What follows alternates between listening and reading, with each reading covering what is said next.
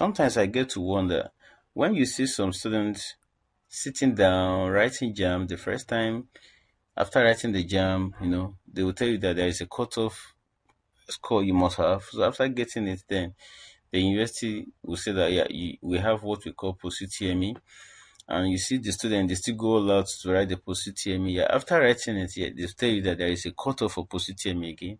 Then the department will come up with their own cutoff. That is, after the university will come up with a cutoff, so each department will also come up with their cutoff. Now, the department that you choose will now also come up with their cutoff. So they will start telling you that, okay, you belong to what region of the country, what particular state and all that. Yeah. So in all of that, so some students, they don't give it them. They will tell you that, yeah, I will go through the heck, I will go through the route. I just want to ensure that I gain conventional face-to-face higher education. In the scheme of all this, you see some students, they will tell you, I don't have time, right? I really don't have the time. I just needed this certificate. So anyhow I could get it. Is it distance? Then give it to me. Let me just come to the school. Let me have my certificate, and then I have other things I want to do. Maybe I'm already working, or maybe I just needed a certificate to go into politics, or maybe I just needed a certificate to upgrade myself at my place of work. Maybe I just needed a certificate to prove this, to prove that, and maybe to go for an institution out of the country and all that. So you see, for every individual, we have our choices, right? Now, one of the key factor that prospective higher education students also look at is the issue of NYSC, and that is what I want to talk about here.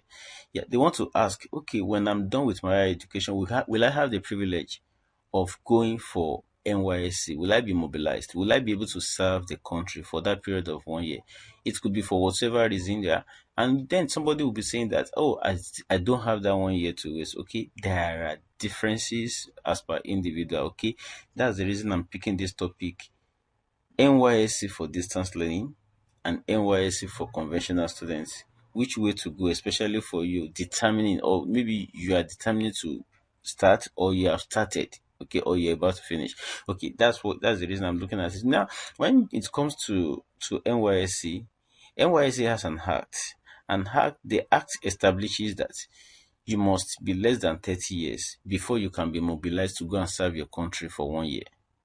You must be less than 30 years. So for every Nigerian that schools in Nigeria, you are entitled to go and serve. You are eligible to go and serve your country for 1 year. That is National Youth Service Corps. You are entitled to go and serve. Even if you are in Nigeria and you school abroad, when you are coming back and you want to work, or you want to go into the government work, or you want to serve government as public servant and all that, you are required to have that 1 year experience, either by virtue of certificates as per exemption or whatever, or you go outright service. Yeah.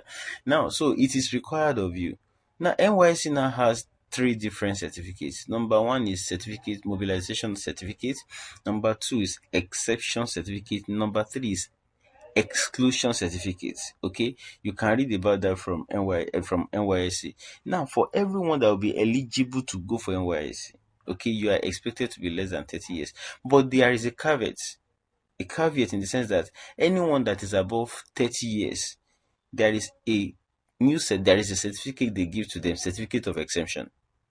Anyone that studies through the part-time mode of education, part-time mode of higher education, they are also issued certificate of exemption. Anyone that comes through distance learning mode of education, higher education, they are also issued certificate of exemption. Anybody that goes through sandwich program, they are also issued certificate of exemption. Now, here is the logic behind it. If you go to higher education through distance learning mode, it is believed that you have one or two things you are doing on your own before. That is, you are actively productive to your country. So caging you for 1 year would not be good for the country. Imagine a managing director, or imagine a banker, or imagine a civil servant that is working and at the same time going through distance learning. And when it's done, you are now telling such an individual to go for 1 year, maybe to go and serve XYZ and all of those things. So that for that there is that provision for certificate of exemption. And why it is a debate that is ongoing now, and the reason is because we have quite a lot of our students that the because of the limitations that higher institutions have, especially conventional higher institutions, in terms of space, there is a constraint. The classrooms are limited, the lecturers are limited, the space are limited. So that is giving the privilege of a boom rather to distance learning mode of education in a situation where you have an individual understudying, sitting for jam, for UTME, the first time, the second time, the third time, and after getting it, he goes to the school, and the school says that for the department you are choosing, we only have 100 space for students. We cannot take more than 100. And such limitations are not in distance learning mode of studying. Okay, so because of those limitations, the option of distance learning mode is becoming the best option. Some prospective students are going into now at the age of 17, 18. You get to see people that are coming into distance learning mode of education because some of them are frustrated, right? Because they have sat for jam, they have written post UTME and all of that, and after everything with clear evidence that they are qualified, they will still not be given admission. Why? For whatever reason. Okay. Now, distance learning mode has no restriction of such. So, NYSC has to carve out certificate of exemption for that category of students. Now, here's the beauty. The certificate of exemption, which is meant for, number one, people that are over 30 years, for people that went through their higher education through part-time, for people that went through their higher education through distance learning and sandwich program, is as the same as the certificate that will be issued to people that went to NYSC the actual 1 year. They did 1 year, then they were given a discharge certificate. The two certificates are presentable anyway. No discrimination whatsoever. Okay. Now I want to look at the advantage and the disadvantage of certificate of exemption. I also want to look at the advantage and the disadvantage of a certificate of discharge certificate rather. That is, if you go for NYSC for 1 year, what are the advantages? From my own perspective, then if you as a student went through distance learning mode and you were given certificate of exemption, what are the advantages? Number one, let me start from certificate of exemption, which is given to people that are over 30 years, people that went through part-time distance learning and sandwich program. Number one, if you go through distance learning, number one, you'll be able to finish your program quite earlier than others. Another factor that I also want you to look at is that when you are in distance learning mode of education, there is a tendency that ASU strike, the big masquerade in the university system of Nigeria, may not affect you. Oh, there is ASU strike ongoing. I can speak for a fact, University of Abuja, distance learning mode. So whatsoever the fury is, ASU strike does not affect distance learning mode of operation. Okay, so that means that you get to finish in a record time in case there is an ASU strike and all of that. Yeah. Number one advantage of the certificate of exemption is that you have the privileges of having your career started early. That is to say, in the moment you are able to finish your program, you have your certificate, while others are waiting to be mobilized to go and serve. You start your career, you get job, you get your offer, you start your employment in good time. You don't have to wait for NYSC posting or spending 1 year before you start your job or business. You can go straight into the labor market. So by the time those guys are finishing with 1 year, you are ahead, right? Another point is that you have freedom to work anywhere. But when it comes to NYSC discharge, that is, you are posted, you do not have control in total as to where you'll be posted to. But in as a distance learning graduate, you have no limitations of locations or assignments. You can work or travel anywhere because you've been issued your certificate, so you can go anywhere. I have a couple of students that the moment they are done, after 2, 3, 4 months, they have their statements of results. Then you see them starting their program, maybe masters outside the country, while their contemporaries are in the country still serving. Those their contemporaries that graduated through conventional. That's what I mean. Another point is that you have financial independence. That is to say, yeah, while others are some, I can bet you that some students, especially from conventional, that are going for NYSC, they are not all going into it. It's unfortunate that Nigerian unemployment rate is also pushing some people to jump at the compulsory privileged allowee that they're going to be collecting at the end of the month. So they see it as a pseudo employment. Yeah, after all, at least I'm sure that in this next 1 year, I will have stipend coming to my purse. That is because they do not have employment, they do not have what to do, or possibly they do not have a chance of getting a better offer without the NYC. So they see NYC as a sure plug, so to say, for them to start getting something at the end of the month. But as for open and distance learning students, or sandwich graduates, or someone that's over 30 years and you've been issued your certificate of exemption, you have your certificate, then financial independence is most likely the case for you, because you go into labor market straight up. Then while serving core members receive a monthly salary, or I mean monthly allowance, you are not collecting any monthly allowance because you are working. You understand? So you have benefits over them. Another point is flexible professional growth. When many employers value experienced and mature workers, and you can't write out that fact, okay? It's in Nigeria. You get to see, yeah, they will tell you that you must not be more than 24-year old before you can apply for this job. And inside of 24 years old, they will tell you that you should have 4 years experience, or 3 years experience, or 2 years experience. That. Tell me, how do you want to gain the experience when you are still in school? How do you want to gain the experience when you are still serving? But in distance learning mode of study, you can be working and at the same time be schooling. That means that while you are schooling, you are accumulating experience at the same time. So when they are saying that you must not be 24 years, before 24 years, you are a graduate. And at the same time, you have accumulated 3, 4, 5 years of experience, better than somebody that is in conventional. You understand? Another point is that no stress of relocation or camp life. Oh yeah. By the time we're talking about guys that are to be posted for discharge, I mean for they'll mobilize to go for, you'll be mandated to leave your comfort zone, go elsewhere. But when it comes to you as a graduate of open and distance learning sandwich, and you are over 30 years, you do not have all that stress. I know of some very close guys of mine that it was while they were traveling to, I think, Borno State, where they were posted to go and serve the country. There was an accident on the road, and these guys died. Therefore, they died on the road. So not all of them though, but four of them, three died immediately. Then two were hospitalized, who eventually died.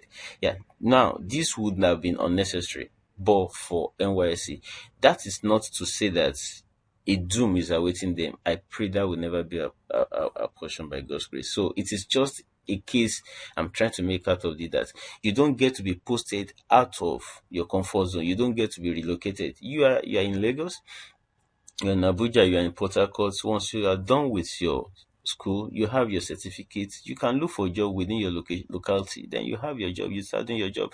There is nothing that will come and tell you that mandatorily you have to be posted out of River State. Now from River State they posted you to your state. That's not a comfort to an extent, because it's a relocation. It's an experience anyway. We'll get to that point. Another point is that equal legal recognition, regardless of your certificate, whatsoever others will be entitled to, you'll be entitled to. Others in this sense is those guys that have discharge certificates, whatsoever they have legal rights to get, you also have the legal rights to get. In fact, many of your professors and I mean many of your senators and all that, they have their degrees through distance learning mode, where nobody knows them, they don't want to make any noise, they just come and then they go away. We have quite a lot of them in my home very institution here. But I cannot talk about without also talking about the other side of it. The other side of it. That is the other side of certificate of exemption. Yeah. It can be a relief to a student when you know that when I'm done, I have the opportunity to travel out of my comfort zone, meet people, do this and all of that. That is one benefit that you will lose as a student or as a graduate who only got certificate of exemption. You don't get the privilege of mandatory relocation. Some of us, we might be too very comfortable in a particular state that we do not meet. In fact, our circle in terms of friends is very small. But by mandatory NYSC, people get to be posted out of their comfort zone, and with that, many have been able to meet their benefactors. Many have been able to meet, let me say, for example, many have been able to meet the love of their life. Many have been able to meet their potential employers. Many have been able to meet bigger opportunities. And at the same time, many have been able to meet their Waterloo. God forbid that for anyone, right?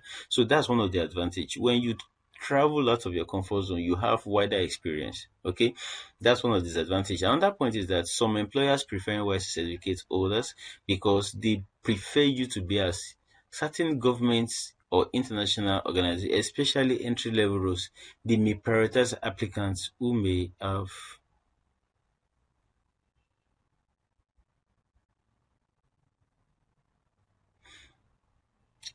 Another disadvantage is the fact that we cannot write out the fact that the monthly allowance is an assurance salary, so to say, for people that are posted to go for NYSC that mobilized. But that privilege will be missed by people that graduated through distance learning mode. And unfortunately, they still couldn't get a job. Unfortunately, that might be the situation of some students. When you're done graduating and you don't have what you're doing, you're like, oh, if I'd gone through the conventional mode, at least this period of 1 year, I will be ascertained, even if it is, I think they are paying the core members now the minimum wage. I think at least I would have been assured of 70,000 naira at the end of the month. And 70 times 10, that's 700. Now times 12, you're like, okay, at least I will close to a million naira or a million naira plus. Okay, at the end of the year, my period of service here. Now that I went through the distance learning, I'm still looking for a job and all of that, and that is if you do not have what you're doing. So it could be the fact that you miss that monthly allowance. Okay. Another point is the fact that in some social or professional circles, having served is still seen as a rite of passage. So you may need to explain that your exemption is equally valid. What I mean by that is the fact that when we're in a social gathering and I'm telling you about my service here. Oh, I served in Edo State. I went to when the camp. This happened. This happened. This happened. This happened. In such a social gathering, what becomes of somebody that only got an exemption certificate? In terms of social gathering or socializing and all of that. So there might be that limitation as well. I'm looking at the flipping the both side of the coin. Okay. Okay. Now, another point is that if you have certificate of exemption, you have less familiarity with new environment. Why? Because NYC pushes you out of your comfort zone, as I said. But if you have certificate of exemption, you're certainly going to get a certificate, get your degree, then you start looking for a job or start looking for employment in the locality where you are very comfortable with. Now, let me look at the other side. Okay, that is to say, graduates of universities through face-to-face studies who go for NYSC. Now, number one, if you are privileged to go for NYSC, you have the opportunity of being exposed cultural wise. NYSC will give you that privilege of cultural integration. You have the privilege of leading some platoon. Is it platoon? Yeah, I think it's platoon A, B, C, and all that, helping graduates understand Nigeria better beyond their home. I've all been in Abuja here, okay?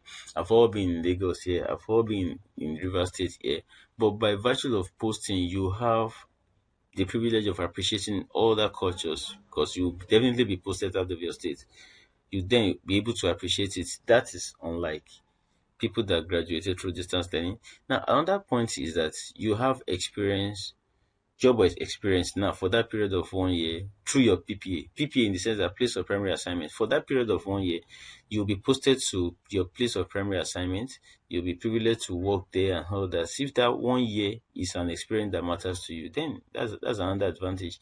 Another point is that government recognizes and prioritize them sometimes, especially when it comes to giving allowance. They give them allowance. Why don't they give guys that were given the exemption certificate? So that's what I mean by government recognition. They recognize it. Now, when it comes to going for, like, for example, during election, they call the core members. Oh, yeah, you guys come and help. Why don't they call the guys? that just finished also. So that's what I mean by government recognition. Another point is networking opportunities. For that period of 1 year, you get to meet people that you may probably have never met before. Okay. Now, when you get to meet them, you relate with them, you associate with them, and all that. So that circle can be the circle that will break you through. Okay. And at the same time, it's an advantage for you, unlike the guys that have finished through distance learning. I've looked at the distance learning part, and I'm looking at the conventional part now. Another point is the monthly allowee. At least you are sure that when I'm done from university, even if I don't get a job, I'll be mobilized. For that period of 1 year, I'm covered. So within that period of 1 year, I can actually mop things up, then get something started myself, or possibly meet somebody that will help me, or meet my potential employer. I can say for a fact, myself as an individual, I think I got that privilege. It was when I was serving. I met some of my best friends that we were able to make some connections. From there, I got my first job, right? So it could be a privilege that you may want to consider. Another point also is for the post-service employment opportunity. Okay, some organizations, they retain core members after service if they perform very well. Okay, because you have been given the privilege of serving in their place for that period of 1 year. So if you do exceptionally well, you have the privilege of being retained at that place. Now, let's flip it both ways now. That is to say, if you have your exemption certificate, there is an advantage. If you have your discharge certificate, there is an advantage. Now, it depends on an individual as a student here. Okay, if I have this is what I will get. If I have this is what I will get. Now, which one of them do I want? Now, it will that is where your personal choice comes into place and your current situation. Okay, if you realize that I have what I'm doing right now, of age, I do this, these are my responsibilities. Now, living 1 year will be counterproductive to you. Okay, I think let me go for distance learning mode. Okay, or you now realize that this number of years, okay, I still have this, I still have that. Okay, I have people that are still catering for me and all that. Okay, yeah, let me go for the face to face, which we call regular. Okay, now, if what do I need? Okay, I need to spend this number of time, have this grade, then after having this grade, then I move on. All right. Lastly, let me talk about the disadvantage of regular graduates who go for NYSC. Number one, you have delayed entry into labor market. You do not have any choice. That compulsory 1 year, you will be delayed. You cannot enter into the labor market because every employer you go to will want to ask you, where's your discharge certificate or exemption certificate? So, which means that your life, in a way, in quotes, will be put at a pause for that period of 1 year. Okay, that's number one. Number two is that you have limited income during the service. You can only take what the government is giving you, or possibly what your state, the states where you are posted to is giving you in terms of allowance, or probably less than 10% of the primary place of assessment. I mean, assignment, what they are giving you. So in short, you have limited income during the period. But if you are gotten exemption certificates, you have all you have all the heaven to fly to. Another point is that you could have unfavorable postings. I talk about some guys that I know lost their life. They probably wouldn't have lost their life. And at the same time, you may have unfavorable postings. I do not wish that for anyone, but it's a reality. We know of some that were exposed to insecurity, that were exposed to religious violence, to tribal violence and election violence. I experienced that when I was also having my service here. Only God saved me. Okay, I had to bend down inside the bus so that they don't get to see that this is the core member. Why? Because I stood ground on them not manipulating election in the very place where I went to conduct election. To coordinate election as the core member. Then they wanted to inflate the figure, but I said no, I wouldn't give room for that. So I didn't know how they mobilize themselves. I just before they got the NYSC person, I think what's the name? Is it NYSC? I've forgotten the name of our leader. Then just told us, yeah, let's start going to the camp. Start going back to the camp. So they told me and my guy. I forgotten the position they gave me then. So I led the team, sha. So they told us, two of us, to lie down on the bus, so they don't get to see us. We removed our jacket actually. So those guys went to mobilize them. Said, where are they? And all those things. So that is what could happen. Okay. Unfavorable posting. You might be posted to a rural area where you might not be able to make impact possibly in terms of network, you have poor network, health wise, and all that. Another point is that you may have unproductive PPA posting, that is primary place of assignment. You don't get to control where you'll be posted to during that period of one year. They might post you to a school where you go there to be teaching as, and what did you study in school? Maybe you did medical lab. What did you study in school? Maybe you did economics. Maybe what did you study in school? Maybe you did civil engineering. And they are posting you to school to go and teach. Teach what? Teach mathematics for that period of one year. Unproductive one year. Another point is that uncertain employment after service. Okay, now tell me somebody that did civil engineering and was posted to a school. What relevance is that one year to his CV in terms of in terms of his professional? Okay, it's a total waste of time. Now, when you look at it, they are both ways beneficial, and the other side they have their disadvantages. Okay, that's the reason I said, okay, let me look at the both side. Now, if you go for distance learning, you have control of your time. You can control the number of experience you're going to be having. Now, if it is part-time, in distance learning gives you job, you have the privilege of getting your job immediately. But for NYSC, you gotta wait for one year. Okay. Now, when we are talking about experience, okay, if you distance learning, you have certificate of exemption. You while you are studying, you are getting experience. After your study, you have experience. Unlike the guys that are in conventional, right? Now, when it comes to certificates, if you go for distance learning or they go for sandwich or part time, you have what is called NYSC Certificate of Exemption. While for regular, you have discharge certificate. Now, when it comes to networking, you as a distance learning graduate, you are to control your network. But for the guys that are in regular, they are privileged to have interstate networking. That is, you are privileged to have lots of people that you never wanted to even meet and all of that. Okay, now when it comes to any, you don't get to have any allowance, certainly as a distance learning graduate. But for discharge, for guys that are in the regular, you have privilege of having monthly allowance and maybe some side hustles and all that. Now, in terms of flexibility, if you're a distance learning, you have high chance of being flexible. Choose your work, you travel, you study, you choose work, you travel, you study. But unlike our students at the undergraduate level, employability, you have both ways. You are privileged to be employed. Then stress level, you have less stress if you come to distance learning, in the sense that you control the time, you control your pace and all that. Now, in conclusion, both NYSC participation and certificate of exemption, they have their unique advantages and drawbacks. Okay, none is inferior and none is superior to the other. Okay, that's actually the reason I said, okay, let me look at this. Let it be like an eye opener to anyone, and at the same time, so you don't get to be envying people that are at the distance learning when you are in the conventional. Oh, I wish I don't get, because I know of a friend of mine that my guy was already working with a company while he was in school.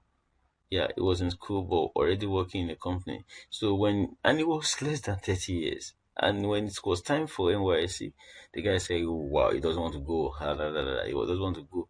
Then he had to start working his way. Unfortunately for him, he has to still go.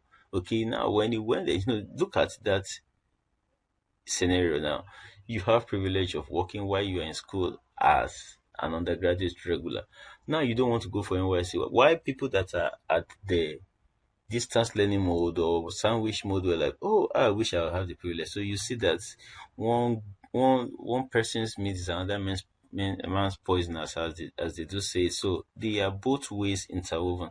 So there is none that you have that does not what it is all about you and what you want to do with your life. Okay, I hope I've been able to really enlighten you on this. So whichever route you are following through, just get the very best of life from your certificate and make the best out of it. Thank you very much. So kindly like, share, and comment.